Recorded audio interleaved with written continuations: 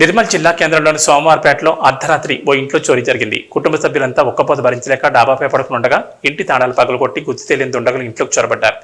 ఇంట్లోని వస్తువులన్నీ చిందరవందరగా పడేసి బీరువాను పగలగొట్టారు. బీరువాలో దాచి ఉంచిన 2 తులాల బంగారం, నెక్లెస్, 200 గ్రాముల వెండి, 50,000 రూపాయల నగదును అపహరించిపోయారు. ఉదయం లేచి చూసేసరికి ఇంటి తాళాలు పగలగొట్టుండడంతో పోలీసులకు సమాచారం అందజేశారు. పోలీసులు సంఘటనా స్థలాన్ని పరిశీలించి కేసు నమోదు చేసుకుని దర్యాప్తు చేస్తున్నారు.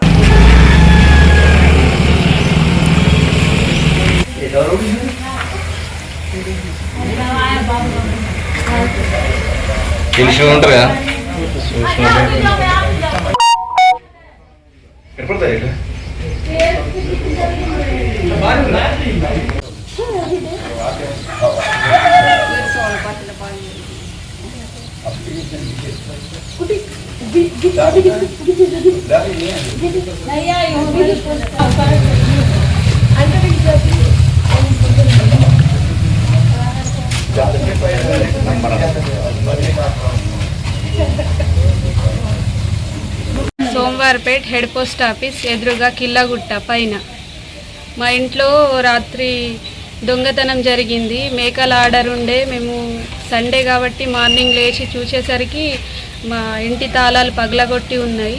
మళ్ళీ లోపల బీరువా తాళాలు కూడా పగలగొట్టి ఉన్నాయి. మా ఇంట్లో బంగారం 2 తులాల నెక్లెస్ ఉండే, మళ్ళీ 20 తులాల వెండి కడియం ఉండే, మళ్ళీ 2 తులాల బ్రాస్లెట్లు ఉండే, మొత్తం డబ్బులు కూడా ఉండే. ఆర్డర్కి ఇచ్చిండ్రు మా ఆయనకు 45,000 చిల్లర ఉండే, మొత్తం కలిపి 48,000 చిల్లర ఉండే. అవి ఆ డబ్బులు కూడా తీసుకెళ్ళారు.